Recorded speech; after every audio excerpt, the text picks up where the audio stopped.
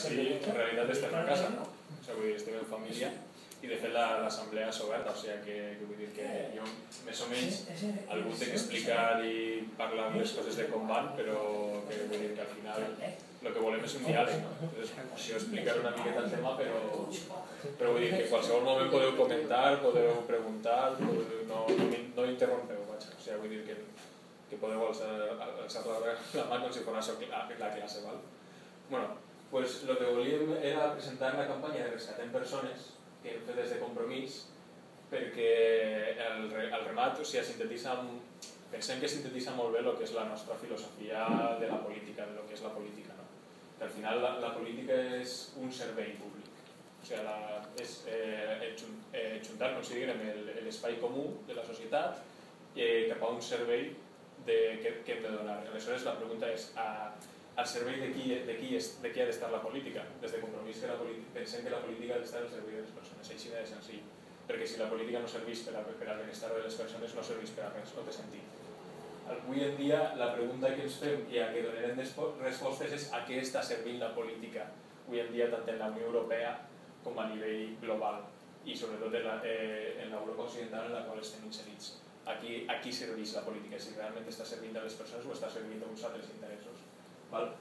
La pàgina web que hem creat al d'efecte per explicar una miqueta d'una manera sintetitzada, però també després hi ha més informació, què és el que ha passat, s'estructura en quatre parts.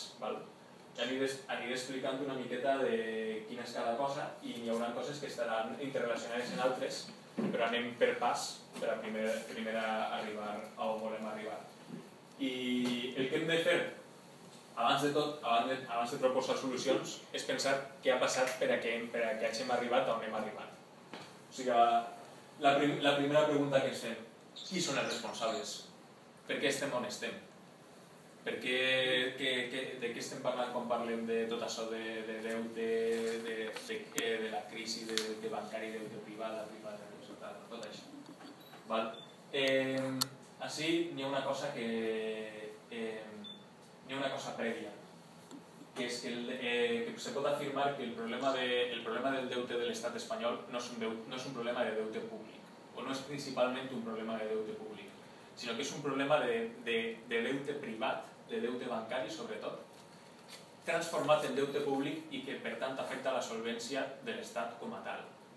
Però no és un problema originat per una despesa pública exagerada. O sigui, tenim menys percentatge del PIB en deute respecte a Alemanya, 10 punts menys. És un 60 cap a un 70%, no és un percentatge elevat. El problema és el percentatge elevat en el percentatge de deute privat, que és del 220% sobre el PIB. I això ja és un percentatge elevat. I a què respon aleshores, per què n'hi ha aquest atac sobre el deute espanyol, sobre si l'estat és solvent o no solvent? Respon a una senzilla raó, que és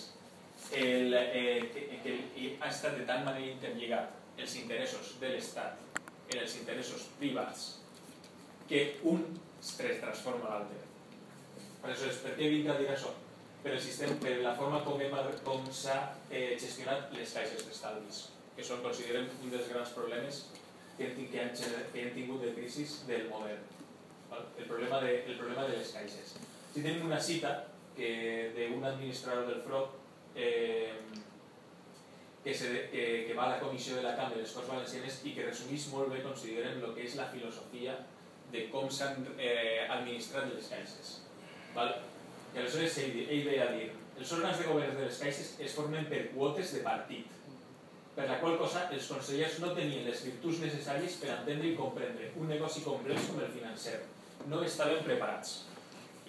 Per a què s'han gastat les caixes? Per a què han servit les caixes en aquest país? En el País Valencià d'una manera exagerada. En el conjunt de l'Estat també. Estaven formada per quotes de partit, se repartien el pastís entre PP i PSOE i servien a uns interessos polítics en la majoria dels moments. Per exemple, la principal promotora immobiliària de la província d'Alacant és la CAM.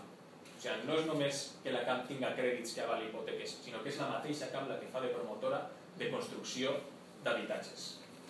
La mateixa Bancaixa i la CAM entren i financien Terra Mítica, la qual acabem de vendre per una xifra irrisòria quan ens ha costat uns 600-700 milions d'euros.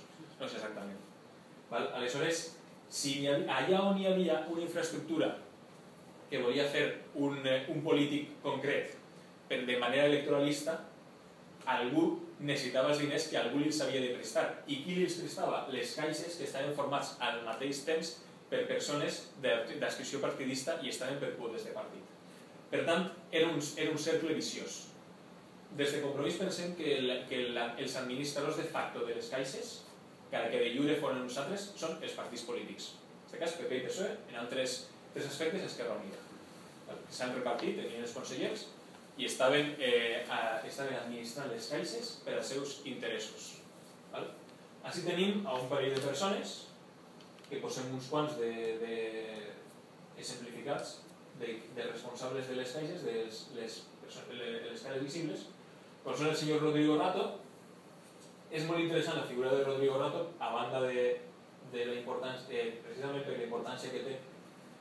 Hi ha una anècdota molt curiosa en el senyor Rodrigo Rato, que és com que simplifica una miqueta d'això, una miqueta distès, el que diuen els castellans de casta levina al galgo, que és que és fill de banquers i en l'any 67 a son pare i a son tio els van a la presó, són empresonats per evasió de capital a Suïssa. Considerem que ja ve ahí un primer moment, no? És una dada biogràfica que és curiosa. El senyor Rodrigo Rato és, considerem, la cara visible d'alguna manera de lo que s'ha dit el miracle econòmic espanyol. Un miracle econòmic, entre cometes, que va ser,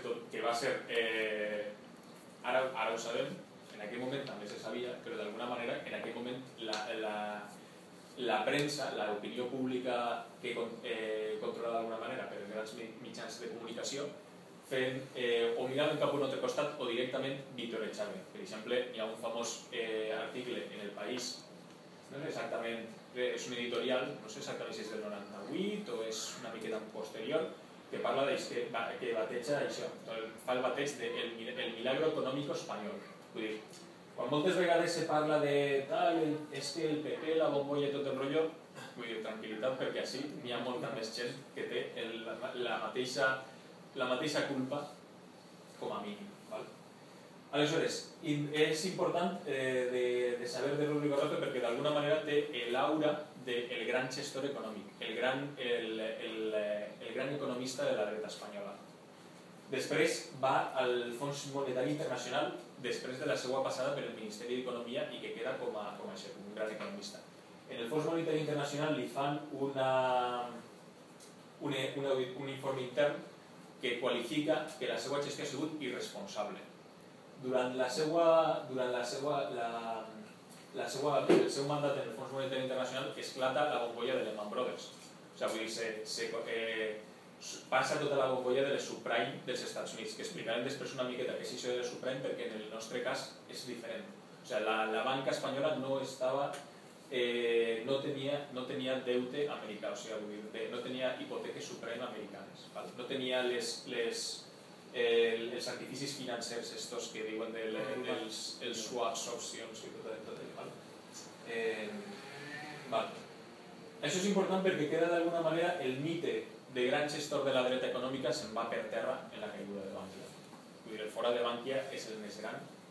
N'hi ha diversa premsa estrangera que puntualitza que Bankia ha sigut la que ha portat al rescat de l'Estat.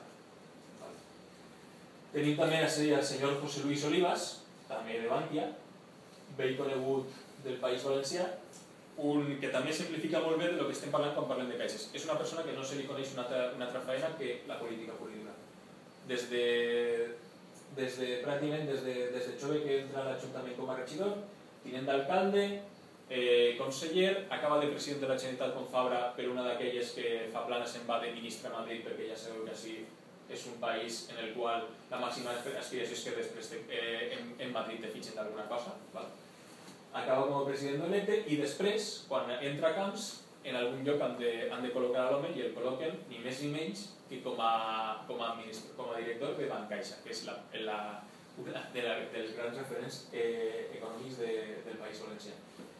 Aleshores, ja t'explica clarament per a què estaven gastant les caixes. No les estaven gastant al servei de l'economia productiva valenciana, les estaven gastant per a col·locar a un home com este. Després tenim a diverses persones, en aquest cas a Antonio Tirado, per exemple, que va ser alcalde de Castelló per el PSOE, i després d'alcalde de Castelló va entrar en la Caixa d'Estalvis de Castelló, portant després a la fusió amb Bancaixa. Aurelio Izquierdo està siguent investigat. Domingo Parra ara mateixa acaba de dir la notícia de que la Fiscalia obri diligències a instàncies dels accionistes del Banco de València per la seva gestió al capdavant del Banco de València. Tampoc no cal... Si això després podem continuar en els detalls concrets de la seva mala gestió. Després tenim a Roberto López Abad, que és de la CAM, Modesto Crespo de la CAM i María Dolores Almodros de la CAM. Tots, com podeu veure, després d'afonar les caixes, no és precisament que facin penitència, sinó tot el contrari. El senyor Aurelio Izquierdo tenia una pensió de 14 milions d'euros, que després, la setmana passada, no, a veure, jo entenc la situació difícil en la que estem i per tant jo en comptes de cobrar els 14 milions d'euros a què me correspondrien per haver afonat el Banc de València, que l'ha deixat en un forat de més de 2.000 o 3.000 milions d'euros, me'n queden només 7 milions. Estem parlant, a banda d'estar parlant d'una política errònia, estem també parlant d'una qüestió que ja afecta ja la immoralitat pura i dura. María Dolores Almodros se pacta ella mateixa d'esquenes al Consell d'Administració de la CAM una indemnització de 10 milions d'euros que el FROC li denega, li tomba i encara la porta a judici que vol cobrar la indemnització. O sigui, bé, crec que se comenta això més. La pregunta clara és, això és una crisi? La resposta és, això és una estafa, per així de clar, podem dir. Així tenim desglossat els diners que a hores d'ara o s'han donat o estan compromesos de donar als bancs, que són ni més ni menys que aquesta barbaritat de números que pràcticament ni se sap el que és. Després n'hi ha una explicació de què és cada cosa. Ahí està, a cada caixa, cada entitat financera, els diners que li han anat, els 25.000 milions de Bankia, els 3.500.000 del Banc de València, els 15.000 de la CAM, en aquest cas, més o menys 15.000, i després tenim la línia de crèdit, entre cometes, del senyor Mariano Rajoy a la banca espanyola de 100.000 milions d'euros. Així ho explicàvem abans per a posar el context i ara ho tornem a repetir per el context. El deute públic de l'estat espanyol a 2011 era del 58,5 del PIB. No, perdó, del 68,5, que no ho veia bé. Del 70%. Ara mateixa s'apujarà al 80% a través del refinançament de les entitats bancàries. Estem parlant que Alemanya té un 81,2, França 85,5, Gran Bretanya 85,7.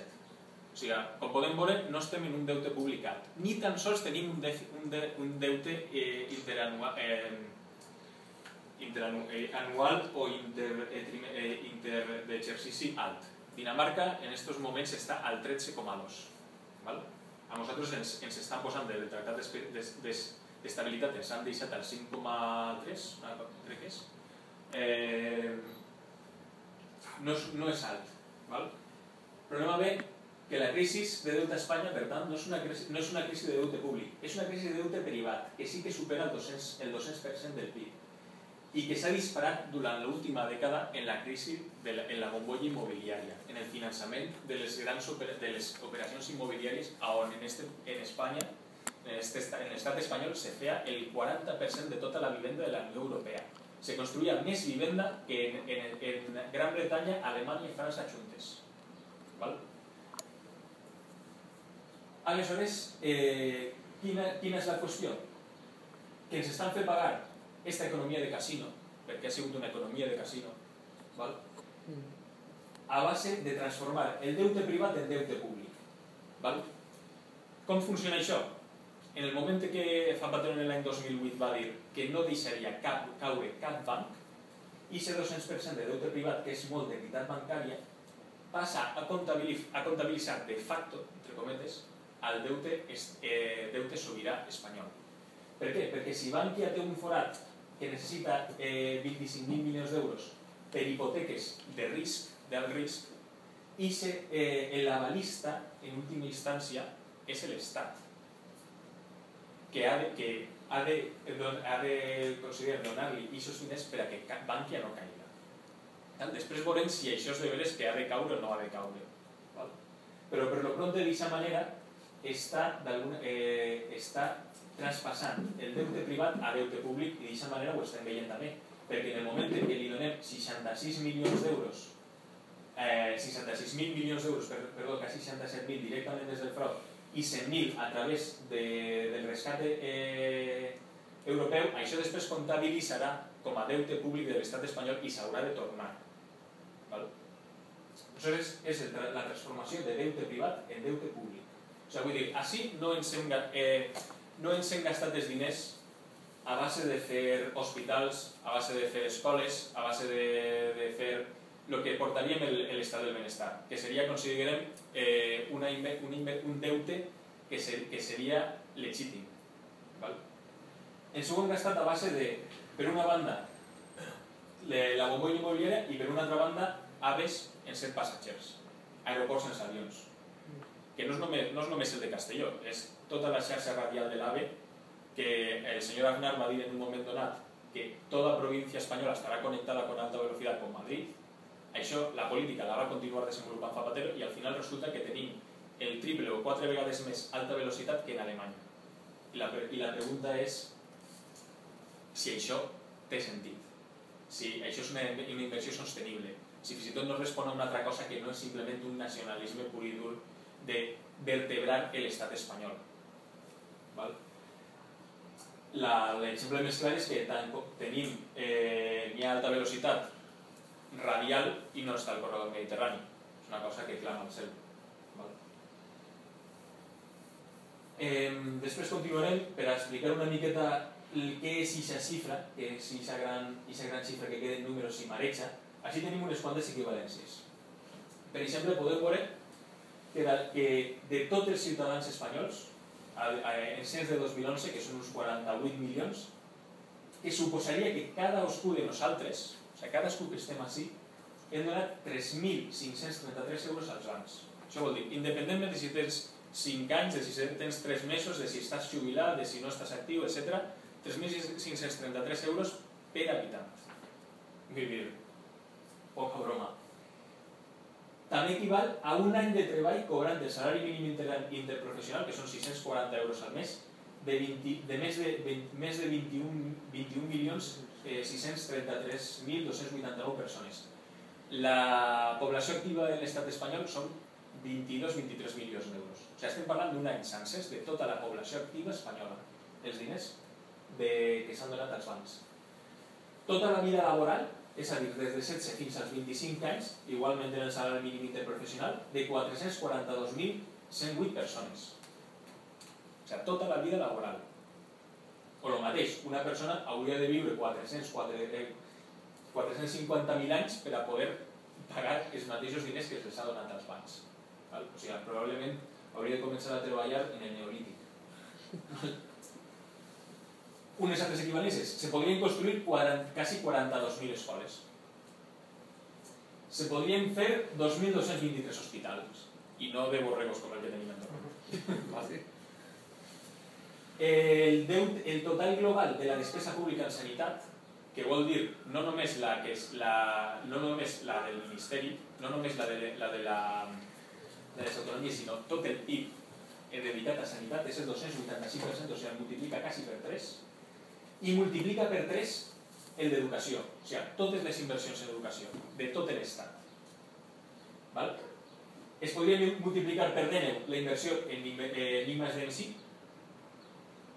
es podria multiplicar per 21 els diners destinats a polítiques actives d'ocupació, 4 vegades més tots els diners que se destinen en un any a prestacions per desocupació, vull dir, 5 milions de persones aturades tot això de prestacions per desocupació són 4 anys sencers el que s'ha donat als bancs. I podríem estar llegint a donant equivalències que te ve a donar la idea de que si estem en una crisi, pues estem en una estafa pura i dura.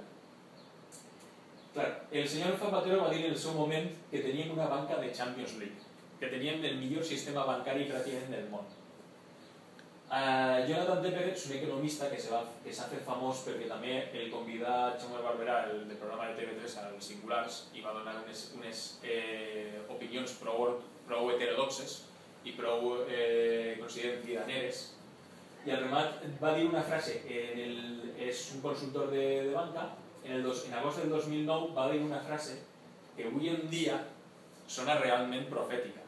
Perquè, clar, mentre Zapatero deia que teníem un sistema bancari de Champions League, este senyor va escriure: s'ha d'haver fumat crack si es pensa que els bancs espanyols es troben entre els més forts d'Europa. Textualment. O sigui, vull dir, crec que parla per ell mateix. I el temps li ha donat la raó, desafortunadament, però tot s'ha de dir, al senyor Jonathan Tepper en comptes del senyor Zapatero.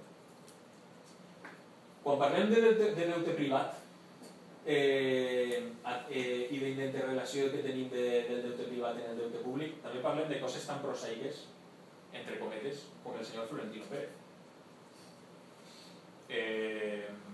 president del Real Madrid, amo de la principal constructora de l'estat espanyol, ACS. El New York Times va fer un article fa uns mesos en què va assenyalar al senyor Florentino Pérez, a ACS, com un dels responsables de la crisi del deute espanyol. Per què? Perquè ACS té uns deutes de 9.000 milions d'euros. De 9.000 milions d'euros que es té en crèdits repartits a través de caixes de bancs que li donaven aquests crèdits per a fer aquestes inversions. El senyor Florentino Pérez també va estar en la gran pilotada de la requalificació de l'estadi de Bernabéu. Perdó, de la ciutat esportiva del Real Madrid. La pregunta seria veure quin és el percentatge d'exposició a la ratxola que tenen les empreses de l'IBEX 35, que és la gran pregunta per entendre si estem en una crisi de deute públic o deute privat.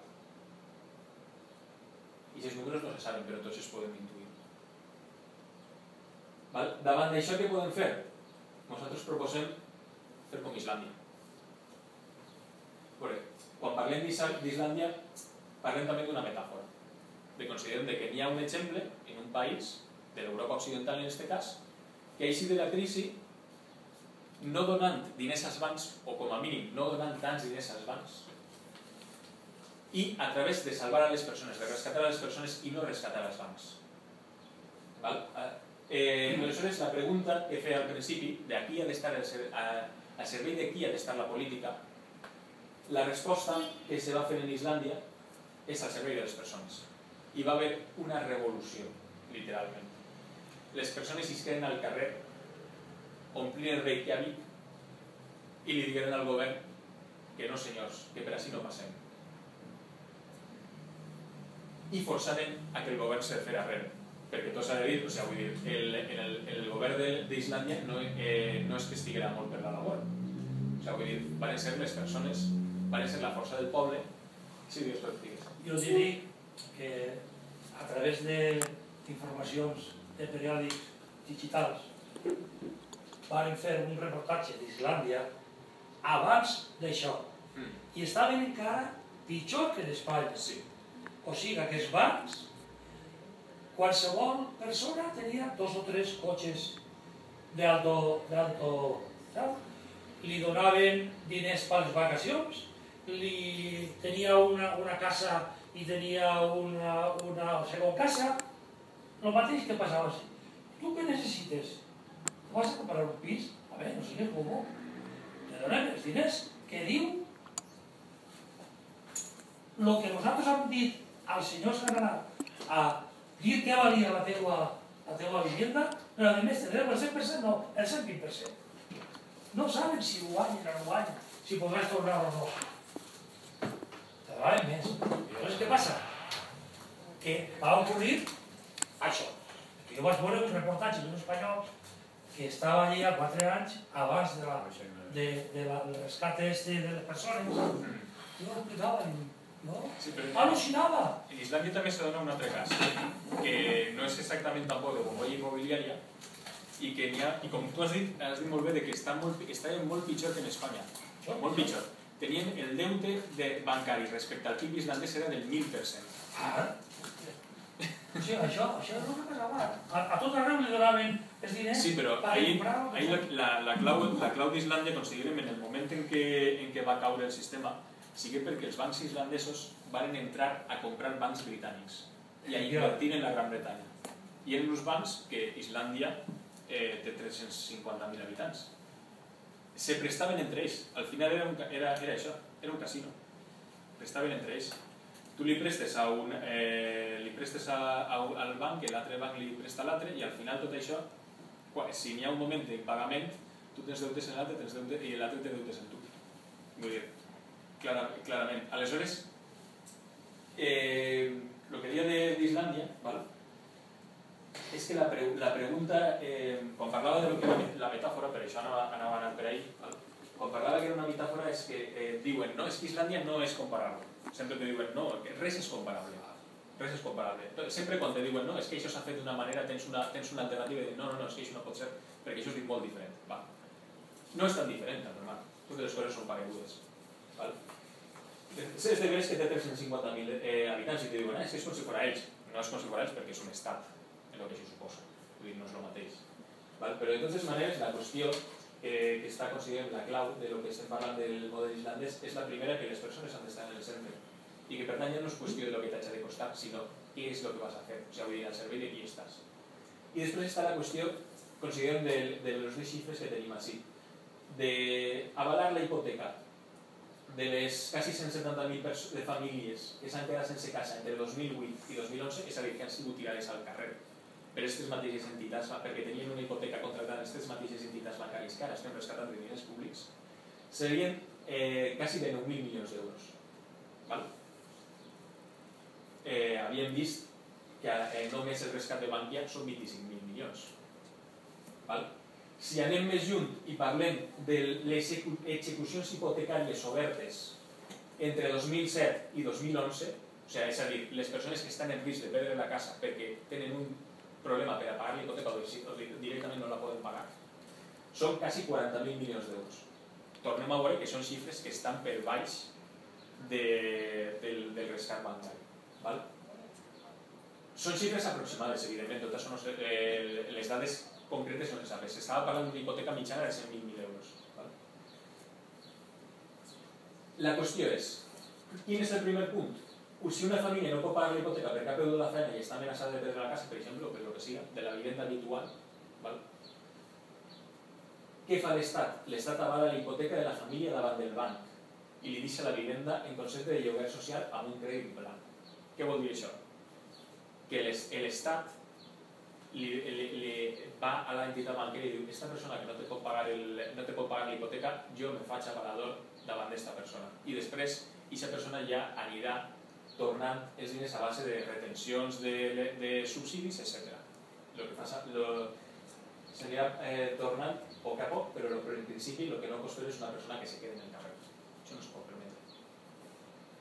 Una persona que no pugui pagar la hipoteca perquè li l'han tassat en el frau que estaves explicant, i aleshores no només se queda en el carrer, sinó que damunt després se queden deutes i entren morosos i per tant no pugui després tornar a anar a... Exacte, ahí està.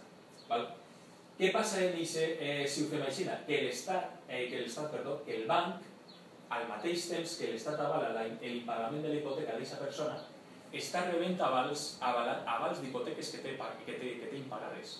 I per tant, el que és un passiu, el que és un actiu que no pot cobrar, que per tant passarà a ser passiu, el sí que el cobrarà perquè és l'Estat qui l'avala.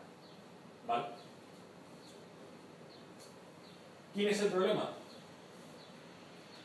Que el problema bancari no es basa en gent que no pot pagar la hipoteca, es basa en inversions en ratxola.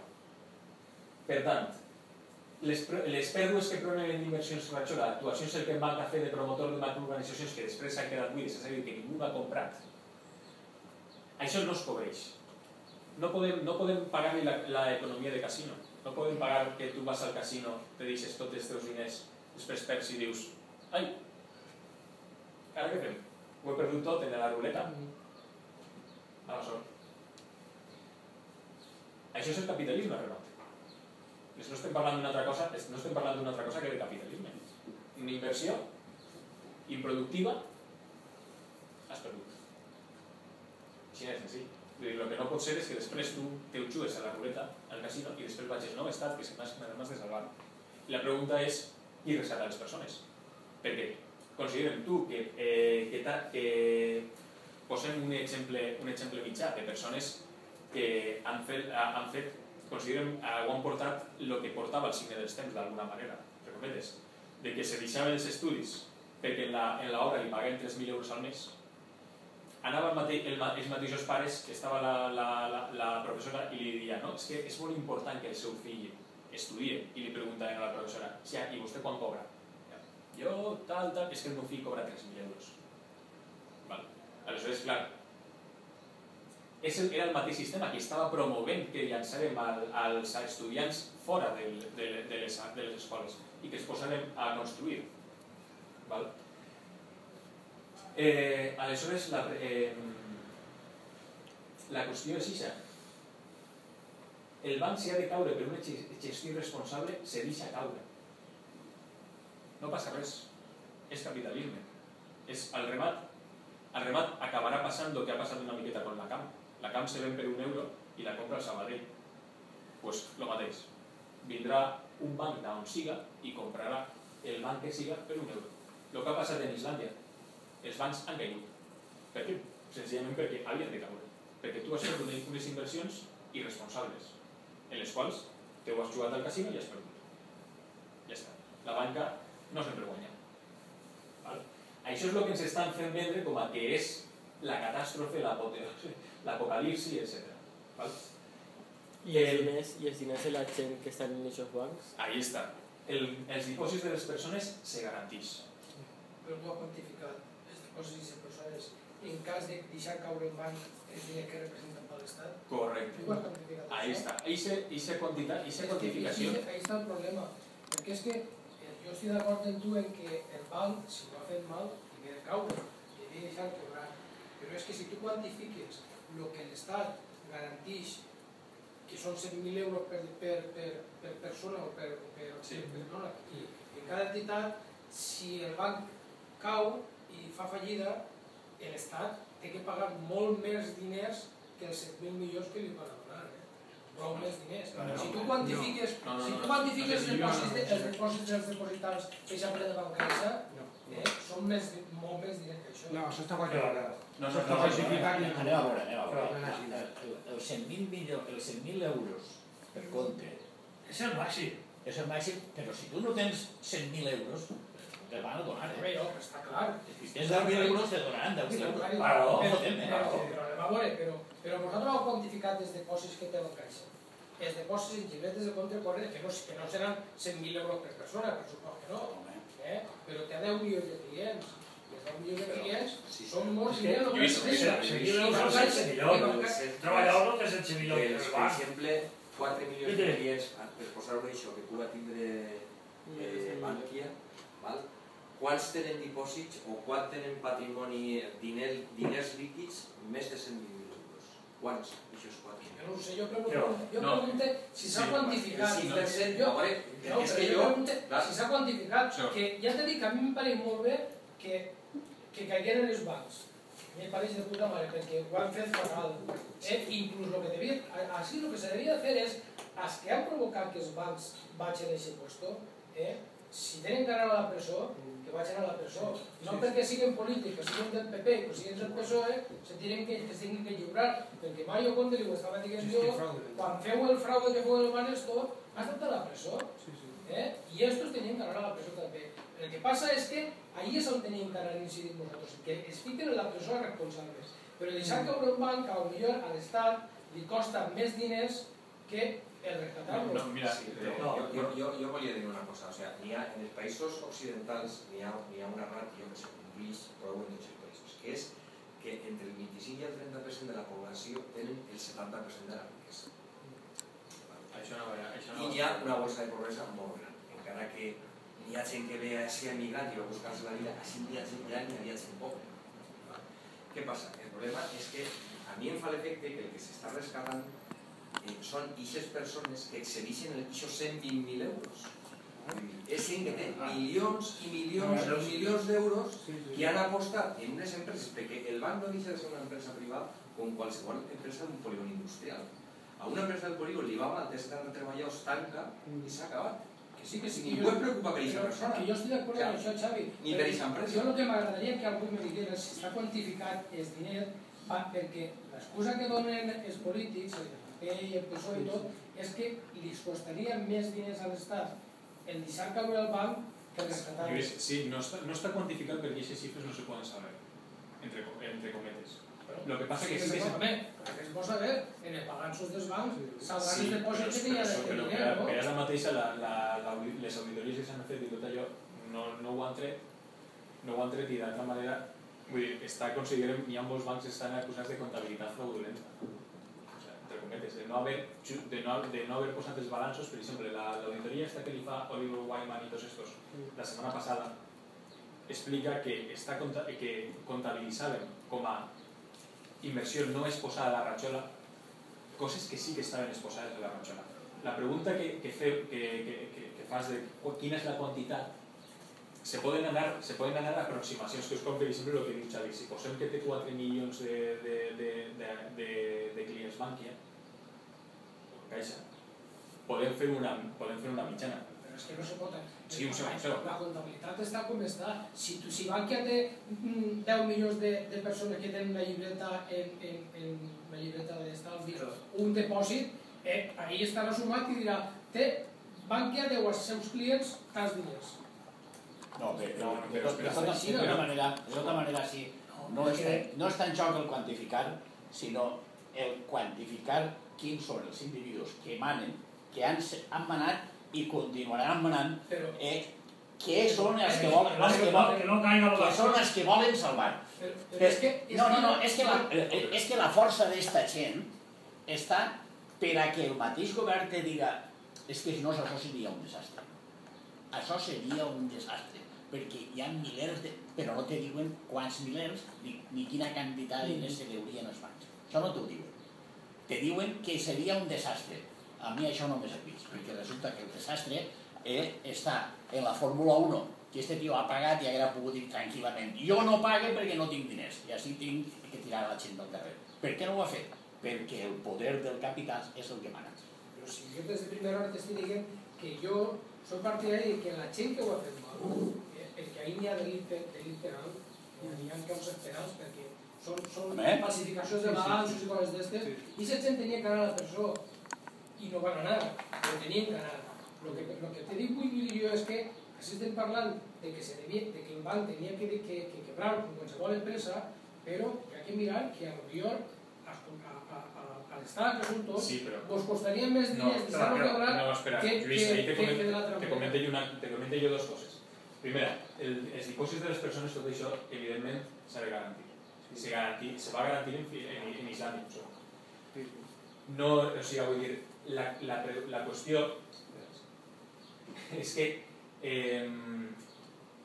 el banc que cau i que algú se fa en el negoci o consideren garantir un fons estatal de dipòsit en general, tot això al final seria menys diners que rescatar les inversions en ratxola. O sigui, tu agarres d'alguna manera i dius Bankia ha de caure, la CAM ha de caure, etc. Ara se fa càrrec el Sabadell, després el comprarà potser el Santander, qui sap, etc. Tota aquesta gent que compra aquest banc se fa càrrec dels dipòsits. En el fons comú que se fa, que fins i tot hi ha un fons comú de garantia europea sobre els dipòsits bancaris de les persones, ahí se avala també, a base de centre de deute, i potser se pot emetre a través del Banc Central Europeu. La qüestió és, n'hi ha la voluntat? Perquè la pregunta és, si hi ha la voluntat de garantir el dipòsit de les persones, està. La pregunta és si hi ha aquesta voluntat, si se pot fer.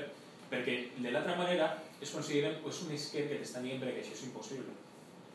Per exemple, això estàveu apuntant el que és el següent punt, que és l'auditoria pública del deute. És fer una auditoria pública del deute, saber d'on ve el deute, qui són els responsables del deute, qui el va contraure i sota quines condicions. Saber la veritat de les ajudes als bancs i les operacions fraudulentes i qui se'n beneficia. És a dir, si s'han endeutat fent hospitals, si s'han endeutat fent escoles, això és un deute que hem de pagar, evidentment, per descomptat. Ara, si s'hem endeutat en la Fórmula 1, per exemple, en l'aeroport de Castelló, naves, i en deute que tenim respecte a empreses estrangeres, a la banca alemanya, per exemple, que l'exposició, que ara després ho comentaré quan diuen que no pot caure, que si cau l'euro, etc. Però això és un tema a tractar. I aquest deute no se fem responsables. És un deute odiós, que està establit en el dret internacional, entre cometes. És una figura que precisament va instaurar els Estats Units d'Amèrica. Quan se va fer càrrec de lo que eren colònies espanyoles de Cuba, Puerto Rico, Filipines. I no volia fer-se càrrec de tot el deute que portava darrere. Va dir, és un deute que tenien contra els governants de la colònia, la metròpoli, la colònia respecte a la metròpoli. Per tant, nosaltres no se fem càrrec. Això ho considero com a pèrdues. L'última vegada que s'ha gastat en dret internacional el concepte de deute odiós és molt curiós, és en la guerra d'Iraq. En la reconstrucció d'Iraq post Saddam Hussein. I els Estats Units van dir el deute que tenia l'estat iraquià de Saddam Hussein, com que era un país dictatorial, és un deute odiós i no l'anem a pagar. Vull dir, és possible, és perfectament possible. Hi ha casos en què s'ha fet. Pero en el caso de, por ejemplo, infraestructuras como la del aeropuerto de Castelló, la Fórmula 1, que eso forma més part d'irresponsabilitats polítiques que d'especulació i tal, vull dir, ahí tu... Ahí el que s'havia de juzgar i veure qui ha concedit el crèdit i en quines condicions i en quins salarios. Però això considero... Quan tu vas al banc a que demanar un crèdit, te demanen una sèrie d'avals, una sèrie de coses per donar-te el crèdit. I aquest crèdit que s'ha donat per l'aeroport de Castelló, en quines condicions s'ha donat? Qui ha avalat això? Quins avals han ficat perquè Bancaixa donarà aquests diners? Ahí és on havia d'investigar-se. I el que ha donat el crèdit, si no tenia els avals suficients, té que respondre en el seu patrimoni o anar a la presó o el que sigui. No, clar, això està clar, però si per exemple una empresa... En el mes de febrer, Bankia diu que guanyava 3.000 milions. Sí. Si s'havia guanyat. En febrer. I mesos després resulta que estava en quiebra. Alguien falsificat el com és això? Com s'explica això? Perquè és un fraude. Està claríssim que s'ha falsificat això. Per què? Per la bombolla immobiliària. Perquè ells quan diuen jo ha donat estos diners a constructors, a persones, en estos diners. Claro, però estava doblar el preu que hi havia. Quan ells ficaven, no era el preu real. Estaven a preus de la bombolla. Quan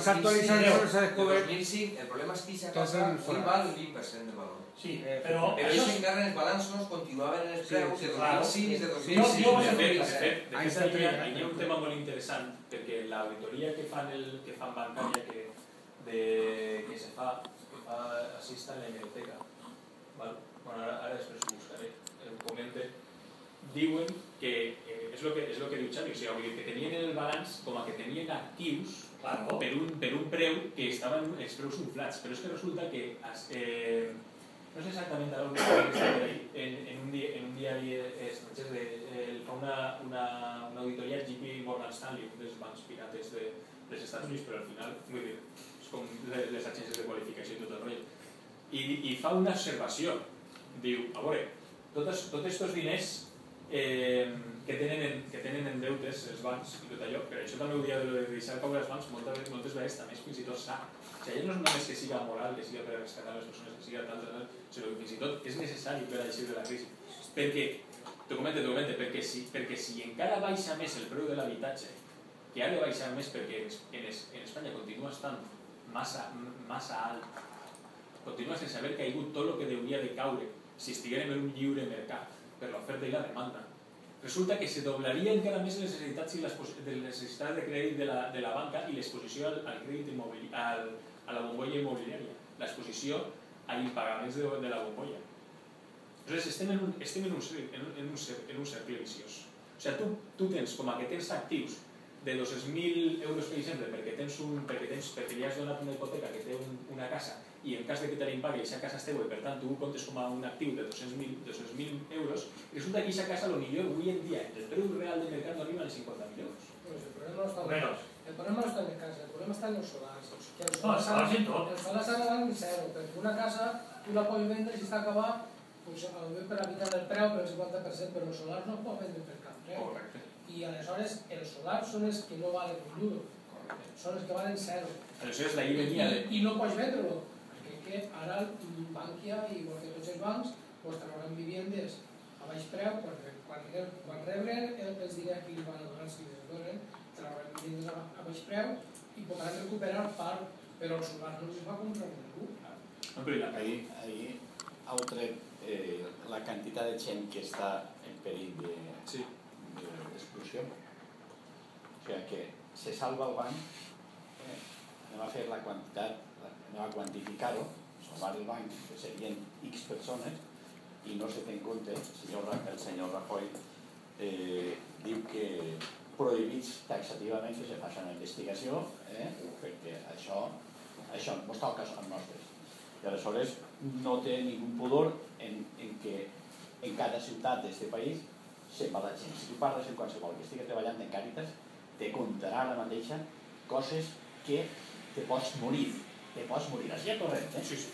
Avui m'estava contant uno, diu, tinc un cosí que està clavat en Càritas, i el dic, conta a mi, perquè és que m'estàs contant històries que això és per cagar-se, no? Claro, és que salvem persones. És que així pareix que estem parlant un poc així en teoria, no. És que salvar persones significa compromís seriós de cara a aquesta gent. És que així no n'hi ha ningú Déu que parle, no en diguem res, estem muts. De totes maneres, també una cosa en aquest sentit, o sigui, vull dir, al final, si s'ha d'eixir de la crisi, o sigui, rescatar persones és necessari, perquè consideren que tu has de tornar a incentivar el cicle del consum.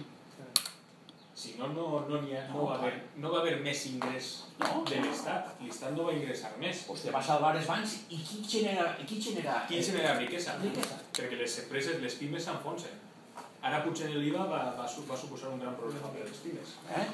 En l'atur també tenim un greu problema perquè, això no ho volia comentar abans però se m'ha oblidat, quan Islàndia entra en la gran depressió d'Islàndia, després que explota la gran bombolla islandesa, venen d'una plena ocupació i d'un estat social nòrdic. Així esclata la bombolla immobiliària en uns nivells d'ocupació que són baixos, entre cometes, per a lo que és l'estat espanyol, però que són altíssims respecte a lo que és la Unió Europea, i en molta gent que fins i tot ara portarà 3-4 anys sense faena. Per tant, se li acabarà la prestació, se li tornarà a acabar la prestació, etc. Per tant, consideren per a tornar a incentivar el cicle del consum i per tornar a incentivar l'economia és un cercle viciós i és realment complicat. Això l'altre dia ho comentàvem, així considerem estem en un temps, estem en un punt d'inflexió, que ara després això ho comentarem perquè és prou interessant, de què és que, o sigui, vull dir, País Valencià, de què fa l'actor en el context europeu? O sigui, vull dir, quina és la missió que tenim en l'economia europea, entre cometes, el País Valencià? Quin és el paper que hem de jugar? El País Valencià, el que han tingut greu és que els empresaris, els diners que han guanyat, els diners que guanyaven en les empreses, en vez de reinvertir-los en maquinària i en tecnologia i I+D, els han invertit en la ratxola, perquè se n'han adonat que per guanyar 10 milions d'euros en l'empresa tenien gastat 9 anys i per guanyar 10 milions d'euros especulant i venent solars, en un any els tenien guanyats. I així s'han quedat les empreses obsoletes, s'han quedat antigues, no tenim tecnologia de res i no podem competir amb ningú. Si el problema és això, i damunt i afegixes que no tenen financiació per part dels bancs, és que és un círcul que jo veig molt difícil. És que ara pitjor, perquè ara si li donen això, que tindran que tornar diners a un alt interès, encara pitjor, els diners que deixen seran a un preu que no se podrà comprar. No, és que no te van deixar diners, ells se necessiten per ells, els bancs. I els que deixen en totes les garanties que ells diguen, serà un interès, no sé qui, perquè si van a comprar al 7%, no? Sí, però és que tingueu en compte, per exemple, Alfonso Ixe, Alonso o Alfonso, com jo li digui, que deia, no anem a pujar l'IVA, anem a pujar l'IVA, però en alguns productes d'alimentació, què m'estàs comptant? Què m'estàs comptant? Passar del 4 al 8 i del 8 al 10, però això què és? O sigui, que si ja la gent no té poder adquisitiu i tu li augmentes l'IVA en productes bàsics, això és caòtic, vull dir, i ara vindrà la pujada de l'IVA, el 21%, el 26%, i serà una cosa sobre una altra, bueno, és una cosa, i aleshores dius, bueno, què faran les generacions de 25, 30 anys, 35 anys? Això on té que anar? On es porten? Ho tenim molt mal, sobretot que la gent jove, ho tenen molt perquè han retrocedit. En 4 anys han tirat carrera 15 o 20 anys. Ara, els mileuristes, que antes diem mileuristes, ara són privilegiats. Ara els jornals que estan pagant per ahir són de 800 euros al mes i els contractes que estan fent, perquè això ho han dit també ja, estan fent contractes de mitja jornada, a cotitzar la meitat l'empresari, i tu tens que anar els 8 anys. I si va un inspector, diu, no, és que se va per el matí, diu, no, que tu més treballa per el matí, si va per la part, per la part. I se cotitza la meitat. Però és que va un diputat del Parlament de les minories i el tilden de terrorista perquè estan dient coses que són veritats com a castells. Se silencia absolutament. No n'hi ha manera que això arribi a la voz popular si no a través de la xarxa. Bueno, però això què és? Però això què és? Clar, la gent, tu vas al carrer, jo avui estava al mercat, no? Doncs al mercat hi ha la gent, els mateixos venedors que no venen un duro, ja estan dient, si és que no hay dinero ni para barrer las calles. O sea, el comentari va, el bolo va anant, i claro, la gent de cada dia més pobra arriba i dius a uno, escolta, dona'm un frasquet d'esto no sé què, diu, mira, jo te l'apunte i la setmana que ve ho tens així, però no puc tindre un estoc perquè és que no sé, a eixe nivell, a eixe nivell. Pues bueno, considerem els projectes que n'hi ha, entre cometes, on ens està portant, considerem el que ens ha de portar tot això dels rescats bancaris, etc., el que està ara mateix, que venen marcat per la política que parlen dels mercats, que després ja veurem què és això dels mercats, porta a una devaluació interna, perquè considerem que l'euro és intocable, de fet, poso un paràgraf perquè si no me liaria, porten una devaluació interna, és a dir, a baixar els salaris per a, entre cometes, ser competitius. Però és que no és el competitiu, tu no pots competir mai en els xinesos el salari. És impossible. Tu pots competir en els salaris de tecnologia i en productes de disseny, però no pots competir en salaris baix, perquè que anem a cobrar menys que els xinesos, menys que els marroquins. I sobretot la pregunta és, i quin és el preu que estem pagant? O sigui, vull dir, a veure, considerem quin és el preu de vida, perquè si n'hi ha una devaluació interna, té que haver una devaluació interna del preu de vida també al mateix temps que del salari. L'ortodòxia financera neoliberal posa com a exemple Letònia, que Letònia té una devaluació interna i en teoria ha baixat la desocupació, etc., tot allò que estan dient, després de tindre una crisi fa uns anys. El problema de Letònia el que ha fet ha sigut expulsar una quantitat de gent bestial. ha baixat l'atur. Per què? Perquè han baixat els letons que se n'anaven a l'estranger. Aguanta que no somos Uganda. Exacte. I callo. Bàsicament.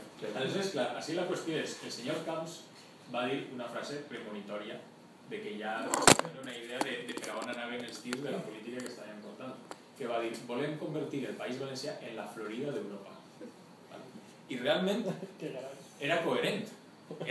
Florida és un estat que se basa únicament en serveis, en ser els cambrers dels jubilats novaiorquesos que se van a Florida a jubilar-se. El geriàtric. El geriàtric, correcte. Florida té una desigualtat interna bestial. Però impressionant. Entonces, clar, estàvem fent una política pura i dura de la bombolla immobiliària i dels serveis per una altra banda. De ser això, sol i platja, sense cap problema. Això és una cosa que ve des dels anys 80, de quan el canvi i la reconversió industrial, que s'ha fet d'una manera que se fia tot a base a ser serveis, sol i platja i construir en la costa. Què passa? Per una banda, que la costa s'acaba, que ho estem mirant ara, ja no n'hi ha més a on construir. Per una altra banda, n'hi ha que tu al final n'hi haurà un moment en què tu ja no seràs competitiu. Perquè ara mateix, per exemple, a un turista anglès o alemany, el que siga, li costa els mateixos diners anar-se'n a Croàcia o a Turquia que vindre a ser al País Valencià. I se l'estan anant. I se l'estan anant, exacte. Menys, per ara menys. Exacte. I millor qualitat. S'ha de dir. Val? Avui estava sentint una propaganda. No, millor qualitat. Que les aguas del Mediterráneo... Turquía o qué hace. Lo que pasa que... No, de costa menos... No, vull dir, de costa verge, entre cometes, perquè ahir encara no està edificat. Home, jo de turisme que sí que he tocat un poc més això. El País Valencià és el paradigma del turisme de baixa qualitat. Vull dir, tu vas a Alemanya de vacances i tu menges al costat d'un alemany. Vull dir, que no hi ha apenes llocs en els que tu menges i veus que tot està ple d'espanyols i d'anglesos. No, vull dir, tu menges en mateixos llocs que un alemany. Així, en els llocs turístics, qualsevol valencià no té ous de menjar on menja un alemany i de menjar-se aquesta paella per aquest preu ni de dir-li paella a això tampoc. Ja utilitzar la paraula paella ja no hi ha valor per utilitzar-la, però bueno, això, pagar el preu per això i en aquest lloc i vull dir, així el turisme que se dona és turisme de pandereta i de... I que crea molt poc valor afegit. Caballo grandeando no ande perquè considerem és una cosa crea molt poc valor afegit perquè no crea una indústria al voltant. Vull dir, venen així, veuen, se'n van. Vull dir, no considerem, no crees al voltant una xarxa de museus, es portes també cultura, es portes innovació, que tot això també ve d'alguna manera afegit al turisme. Vull dir, per exemple, la marca Itàlia, per posar un cas d'un tema molt semblant, ells també tingueren en el seu moment un auge del turisme, però després crearen aquest valor afegit, d'alguna manera, de lo que parlàvem, de dir, no, és que este calcer és que és italià, i potser és igual, la qualitat és la mateixa que la que té el calcer d'Elx, però el calcer d'Elx, l'empresari no invertia en innovació, no invertia en marca. I l'oli és italià. Els taronges se reuneixen en Itàlia per a tractar a veure què fem dins dels agres. Cuidao, Sí, sí.